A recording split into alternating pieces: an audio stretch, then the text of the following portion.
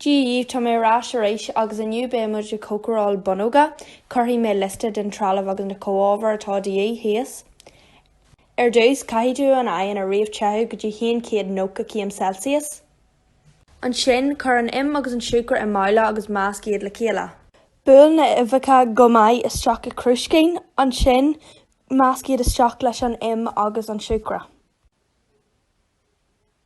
Nuair atá sin mheascatha, chur píosa blasán fanilla an. Nuair atá sin curtha isteach, chur an plór isteach leis an spadal.